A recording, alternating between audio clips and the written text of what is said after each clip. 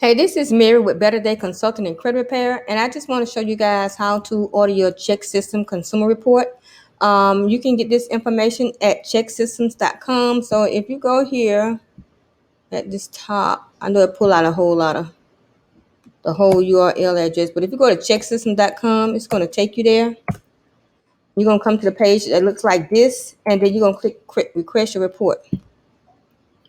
And the reason you want to request this report, if you've been denied a checking account, or they won't let you open a checking account for whatever reason, then either at your local bank or the credit union or whatever, and they said it's some information in your check system, this is the report you need so you can actually see what's on there, so you can dispute that information on there.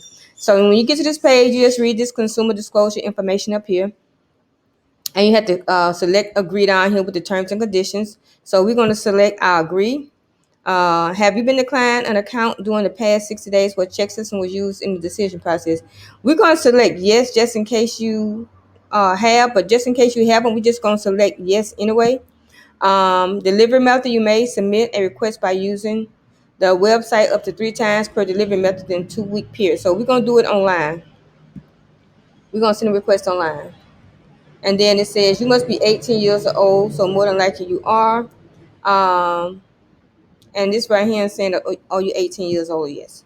So this is what we need to fill out our information. You're going to put your first name, middle name, and last name, or your first name and last name. If you had a previous last name for women, if you've been married, or for anybody that changed their last name, if you don't have that, you're going to complete this information, your date of birth, your social security number, and you're going to verify your number again, your driver license number. It's not necessarily, but you don't have an asterisk. But if you put it there, you need to drop down and put your state of issuance right there. And you put an email on there because they can email you as well. Let's see what else. You can put your details like your current address, your city, your state, your zip code, I'm sorry. And then you're going to have your phone number. It's optional because it don't have an asterisk by it. If you want to, you can put your previous address, at least one address if you have a previous address. If not, then don't worry about it. And then you get down here to do your security code. So hold on while I put my information in. So if you get to a screen like this, that means that you already requested a freeze on your report. You requested a security freeze.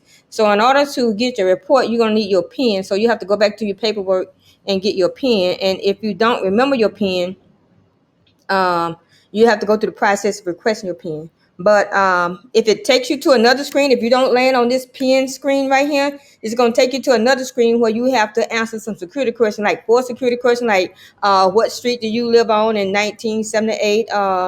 What color was the car that you drove? Or, have you ever lived at this address? Or what city is related to you? Or whatever they're going to ask you. So you have to pass that security screening. And then when you pass that security screening, it's gonna give you a little confirmation thingy. And then you save it. You put it somewhere, you save it, and then they're gonna send you something to mail within 7 to 10 days.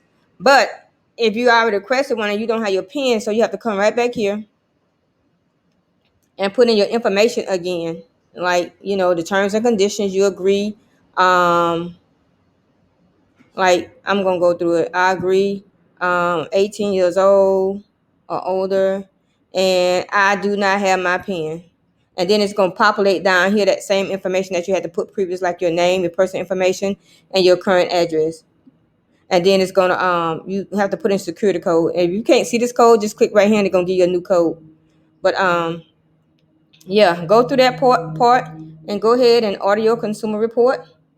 So you can dispute any information that is inaccurate on there that's keeping you from actually getting a banking account or open up an account with a credit union.